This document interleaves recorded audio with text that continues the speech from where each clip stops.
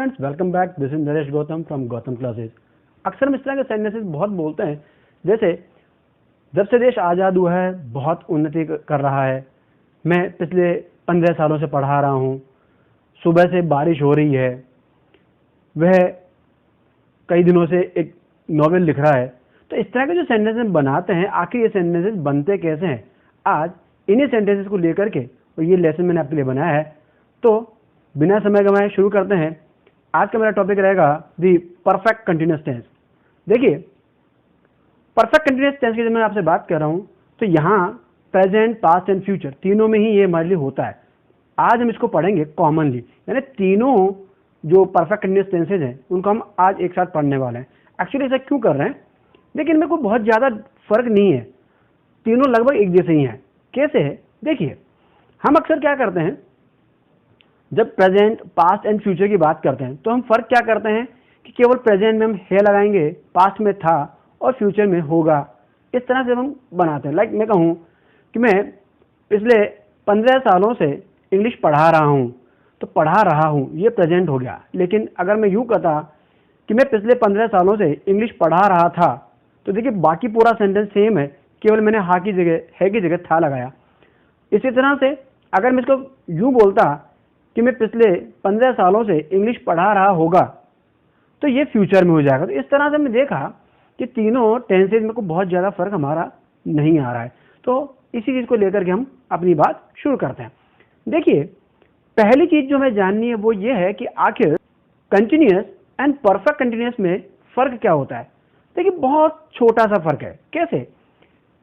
Continuous and perfect continuous दोनों में काम रेगुलर चलता है, यानी रेगुलर एक्शन की हम बात करते हैं इन दोनों ही टेंसेज में। लेकिन जो कंटिन्यूअस टेंस होता है उसमें हम काम कब से चल रहा है वो समय साथ में नहीं देते। लेकिन जब हम परफेक्ट कंटिन्यूअस की बात करते हैं तो काम कब से चल रहा था वो टाइम पीरियड या एक जो पॉइंट ऑफ टाइम वो साथ में दिया जाता है। यानी काम कब से चल रहा था वो समय हमें जब साथ में बता दिया जाए तो वो टेंस हमारा परफेक्ट कंटिन्यूअस बन जाता है। ये जो परफेक्ट कंटिन्यूअस की जो बात है, तो ये तीनों ही टेंस में, प्रेजेंट, पास्ट एंड फ्यूचर। अब हम फटाफट से इनको देखते हैं। तो देखिए, सबसे पहले हम लेते हैं इसका उपयोग। तो देखिए, उपयोग की सीधी सी बात है कि कोई ऐसा काम जो लगातार चल रहा है लेकिन कब से चल रहा है उसका समय साथ में दिया गया हो, तो ये हमारा परफेक्ट कंटिन्यूअस टेंस कहलाता है। सिंपल सी बात है, जब काम रेगुलर एक्शन है, रेगुलर चल रहा है, लेकिन साथ में वो कब से चल रहा है वो टाइम हमें साथ में दिया गया हो, तो वह परफेक्ट कंटिन्यूअस बन जाता है। अगर ये काम अभी की हम बात करते हैं, वर्तमान की, तो प्रेजेंट परफेक्ट कंटिन्यूअस हो जाएगा। अगर हम भूतकाल के, बीते हुए समय की अगर हम बात करेंगे तो वो पास्ट परफेक्ट कंटिन्यूअस बन जाएगा। और अगर हम इसको आने वाले समय की बात करें, भविष्य की बात करें, तो यह फ्यूचर परफेक्ट कंटिन्यूअस बन जाएगा। तो ये हमारा होगा उपयोग। इसके बाद में हम बात करते हैं पहचान की। देखिए, बड़ी सिंपल सी पहचान है, क्योंकि यहाँ कंटिन्यूअस है तो कंटिन्यूअस इसलिए रहा रही रहे वाला मैटर होना ही है। ओके, तो जब ये रहा रही रहे वाला मैटर है, साथ में अगर प्रेजेंट होगा तो है जुड़ जाएगा, पास्ट होगा था जुड़ जाएगा, फ्यूचर होगा तो होगा, होगी, होगे, इस तरह से जुड़ जाएगा। लेकिन साथ में जो विशेष जो चीज़ है वो क्या है, टाइम। टाइम साथ में होना ही चाहिए। यानी जो हमारी कंटिन्यूअस टेंसेस की जो पहचान थी वो सब काम आएंगी, लेकिन साथ में टाइम होना चाहिए कि वो काम कब से चल रहा है। जैसे हम कहें कि वह 2 घंटे से पढ़ रहा है, तो वह पढ़ रहा है ये तो कंटिन्यूअस हो गया, लेकिन वह 2 घंटे से पढ़ रहा है तो ये हमारा परफेक्ट कंटिन्यूअस हो गया। तो इसमें क्या होगा, से रहा है, यानी टाइम होगा, उस टाइम के बाद से, और फिर उसके बाद में जो भी आपका एक्शन है, ये हमारी इसकी पहचान बनती है। प्रेजेंट में से रहा है, से रही है, से रहे हैं। पास्ट में से रहा था, से रही थी, से रहे थे।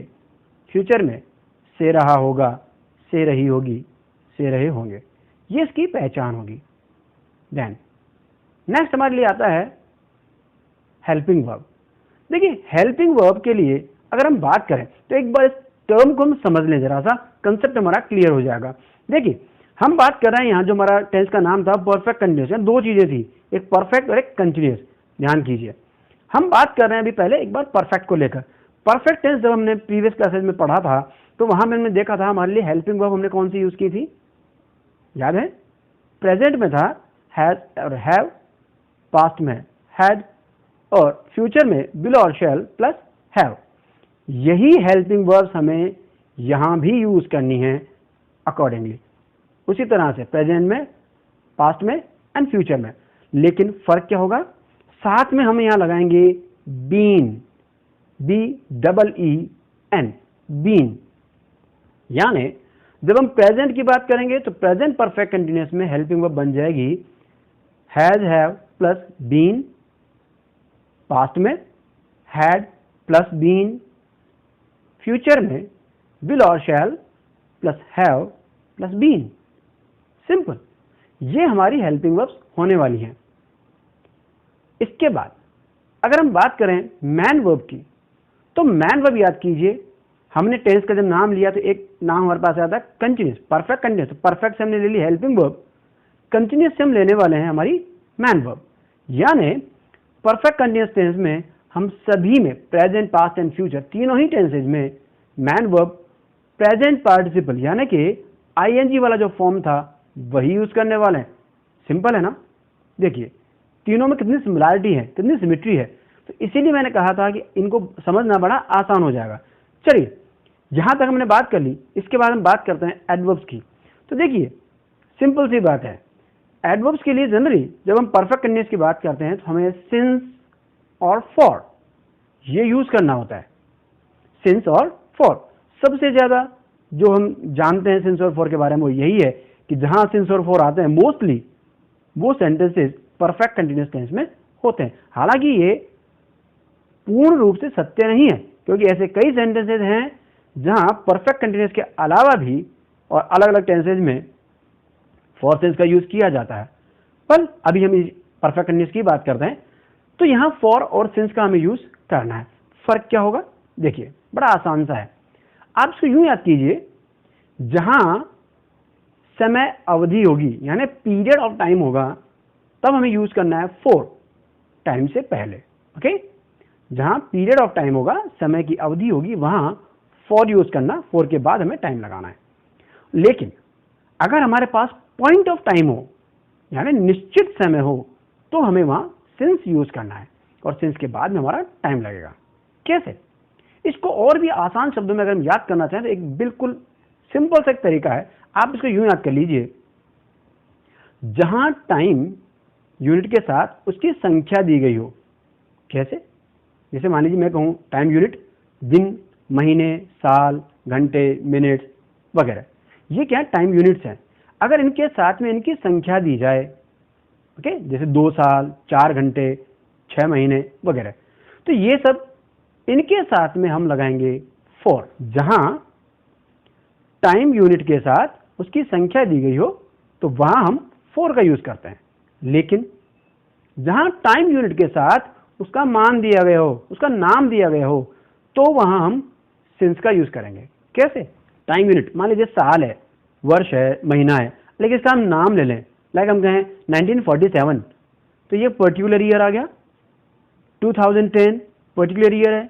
हम कहें नवंबर, मार्च, अगस्त, ये सब क्या है, महीनों के नाम है, फिक्स हो गए। हम नेम ऑफ डे यूज कर सकते हैं, लाइक हम कहें मंडे, ट्यूसडे, वेडनेसडे एक्सेट्रा। हम कोई डेट यूज कर सकते हैं, लाइक 15 अगस्त, 26 जनवरी, व्हाटएवर। कोई स्पेशल ऐसी इवेंट हुई हो, कोई घटना हुई हो, तो भी उसके साथ भी हम सिंस का ही यूज करेंगे। क्यों? क्योंकि वो एक फिक्स हो जाती है। लाइक हम कहें भारत अपनी आजादी से ही प्रगति करता आ रहा है या प्रगति कर रहा है, तो आजादी से ही, आजादी जब मिली थी वो एक फिक्स डे था, एक पर्टिकुलर डे था, एक पर्टिकुलर टाइम था, 15 अगस्त 1947। तो तब से, तो इसलिए ये फिक्स है, इवेंट है, फिक्स है, तो वहां भी हम सिंस का यूज करते हैं। इस तरह से हम कहें कि वह अपने जन्म से दिल्ली में रह रहा है, तो जन्म से, उसका जन्म जब हुआ वो एक फिक्स डे था, फिक्स टाइम था, निश्चित था, तो वहां भी सिंस का ही यूज हमें करना पड़ेगा। इसके अलावा कुछ इस तरह की चीजें जो फिक्स हैं, like since morning, since evening, okay, since noon, ये भी हमें ध्यान रखना है। कभी कभी सिंस और फॉर ना यूज करके कुछ और भी यूज किया जाता है, जैसे इसमें कह दें all the time, for the whole, और उसके बाद में day, month, year, night etcetera कुछ जोड़ दें, तो ये भी हमारे परफेक्ट कंटिन्यूअस टेंस में ही बनते हैं। एक्चुअली ये करते क्या है, ये तब पूरे उस एक टाइम पीरियड के लिए, और हमें बताते हैं कि वो पूरे टाइम पीरियड में वही काम हुआ है। जैसे मैं कहूँ सारी रात से बारिश हो रही है, तो सारी रात से, फॉर द होल नाइट। तो ये जो चीज है ये भी हमें परफेक्ट कंटिन्यूअस टेंस की तरफ ही इशारा करती हैं। तो ये हमने बात की एडवर्ब्स की। ओके, अब हम बात करते हैं जरा इनके स्ट्रक्चर की। तो देखिए स्ट्रक्चर की जब हम बात करेंगे, तो जब हम बात करते हैं अफर्मेटिव की, तो अफर्मेटिव में क्या करना होगा, बड़ा सिंपल है। लाइक सबसे पहले होगा सब्जेक्ट, देन हेल्पिंग वर्ब। अब हेल्पिंग वर्ब में हमें चेंज करने होंगे। प्रेजेंट में हम लगाएंगे हैज और हैव प्लस बीन, पास्ट में हम लगाएंगे हैड प्लस बीन, फ्यूचर में लगाएंगे विल और shall plus have plus been. Okay, then main verb. तो मैन वर्ब में तीनों में ही, प्रेजेंट, पास्ट, फ्यूचर, तीनों में ही हमें यूज करना है केवल मैन वर्ब का प्रेजेंट पार्टिसिपल, यानी कि आईएनजी वाला फॉर्म। ओके, इसके बाद में आपका ऑब्जेक्ट। ऑब्जेक्ट आपका जो भी सेंटेंस में होगा वो फिक्स रहेगा, वही ऑब्जेक्ट आपको यूज करना है। इसके बाद में आपका फॉर और सिंस प्लस टाइम। तो ये जो आपका स्ट्रक्चर है ये आपका बेसिक स्ट्रक्चर है, और यही आपको तीनों ही में, यानी प्रेजेंट, पास्ट एंड फ्यूचर के जो परफेक्ट कंटिन्यूअस टेंसेस हैं उन तीनों में आपको यही स्ट्रक्चर यूज करना होगा। आई थिंक ये आपको समझ में आ रहा होगा। स्क्रीन पर आप देख रहे हैं, आपके पास में मैंने और तीनों के स्ट्रक्चर दिए हुए हैं, आप इजीली इनको समझ सकते हैं। केवल हेल्पिंग वर्ब का फर्क है, बाकी सब कुछ सेम है। जैसे मान लीजिए हम एग्जांपल लें, हम कहें वह 2 महीनों से नॉवेल लिख रहा है। ओके, वह 2 महीनों से नॉवेल लिख रहा है। इसको हम बनाएंगे ही, सब्जेक्ट हो गया, has plus been helping verb हो गया, राइटिंग मैन वर्ब हो गया, अ नॉवेल ऑब्जेक्ट हो गया। अब देखिए हमने बात की 2 महीनों से, यहाँ पे टाइम यूनिट था महीना और उसकी संख्या दी हुई है, इसलिए यहाँ पे क्या होगा हमारा फॉर यूज करेंगे। तो क्या बन जाएगा आपका, he has been writing a novel for 2 months। Simple, for 2 months। लेकिन अगर मान लीजिए यहां इसके साथ में लास्ट जोड़ दिया जाता, ध्यान रखने की बात है, अगर यहां टाइम यूनिट का जब संख्या दी गई हो उसके साथ यदि लास्ट वर्ड जोड़ दिया जाए तो वहां फॉर नहीं बल्कि सिंस यूज करना होगा। यानी अगर इस सेंटेंस को हम यूं कह देते, he has been writing a novel since last 2 months। यहां भी एक चीज और मैं आपको याद दिला दूं, हमने कहा अगर आपने लास्ट जोड़ा तो आपने सिंस लगा दिया। ओके, लास्ट जोड़ा तो सिंस लगाया, लेकिन यदि यहां दी लास्ट जोड़ दिया होता, दी लास्ट, तो फिर यहां सिंस नहीं फॉर ही आएगा। ये बड़ी एक काम की चीज है जो आपको याद रखनी है। मोस्टली जो लोग कंपटीशन के लिए एग्जाम, कॉम्पिटिटिव एग्जाम्स की तैयारी कर रहे हैं, उन लोगों के लिए ये बड़ी काम की चीज है, क्योंकि वहां आपको ये बहुत माइनर सी चीजें दे दी जाती हैं कई बार, जो हमें ध्यान में रखनी जरूरी होंगी। आपके पास एक टाइम पीरियड है, ओके, टाइम यूनिट के साथ में उसकी संख्या दी हुई है, तो हमने सिंपली 4 लगाया। अगर उसके साथ में आपको लास्ट दिया हुआ है तो आपने सिंस लगाया, लेकिन अगर लास्ट की जगह दी लास्ट जोड़ा हुआ है तो भी आपको 4 ही लगाना है। ये बड़ी काम की चीज है जो आपको याद रखनी पड़ेगी। ओके, चलिए हम बात करें, अगर इसको हम पास्ट में लिखते तो हम क्या बनाते हैं, he had been writing a novel for 2 months। अगर हम फ्यूचर की बात करें, he will have been writing a novel for 2 months। Simple, आप देख रहे हैं केवल हमने हेल्पिंग वर्ब में फर्क किया। अगर हम नेगेटिव सेंटेंस की बात करें तो क्या होगा, तो देखिए नेगेटिव सेंटेंस के लिए एक हमारा नियम होता है, हमें नॉट ऐड करना होता है। और नॉट कहाँ ऐड करते हैं हम, मैंने पहले भी कई बार कहा, थर्ड प्लेस पर। नॉट हमेशा हम यूज करने वाले हैं थर्ड प्लेस पर। ओके, यहां के लिए भी एक नियम मैंने मेरी प्रीवियस क्लासेज में बताया था, यदि किसी सेंटेंस में एक से ज्यादा हेल्पिंग वर्ब्स यूज हो रही हो, यानी 2 या 3 अगर हम हेल्पिंग वर्ब्स यूज करते हो किसी एक सेंटेंस में, तो याद कीजिए नॉट हमेशा फर्स्ट हेल्पिंग वर्ब के बाद ही लग जाएगा। ओके, तो जब हम प्रेजेंट में बनाएंगे नेगेटिव सेंटेंस तो हमारा सेंटेंस क्या बन जाएगा, he has not been writing a novel for 2 months। Past में he had not been writing a novel for 2 months, और फ्यूचर में he will not have been writing a novel for 2 months। Okay, I think आपको समझ में आ रहा होगा। आप जब ये वीडियो देख रहे हैं तो मैं यह आपको बता दूं, यदि आपको मेरा वीडियो अच्छा लगता है, अगर आपको मेरी ये टीचिंग पसंद आती है तो प्लीज मेरे इस वीडियो को लाइक कीजिए, अपने फ्रेंड्स में शेयर कीजिए और मेरे चैनल को सब्सक्राइब कीजिए यदि आपने अभी तक इसको सब्सक्राइब नहीं किया है। ओके, चलिए आगे बढ़ते हैं। ध्यान कीजिए, अब अगर हम बात करें इंटरोगेटिव की, तो इंटरोगेटिव के लिए हम क्या करते हैं कि जो हमारी हेल्पिंग वर्ब है उसे हम सब्जेक्ट से पहले ले आते हैं। ओके, सब्जेक्ट और हेल्पिंग वर्ब का जो जगह था, उनकी जो जगह है वो हम आपस में बदल देते हैं। यहां भी नियम वही रहेगा, यदि सेंटेंस में एक से ज्यादा हेल्पिंग वर्ब्स अगर हम यूज करते हैं तो जो फर्स्ट हेल्पिंग वर्ब है केवल वही शुरू में जाएगी, बाकी अपनी जगह पर ही रखी रहेंगी। यानी जब हम इंटरोगेटिव बनाएंगे तो हमारा प्रेजेंट में सेंटेंस बन जाएगा has he been writing a novel for 2 months।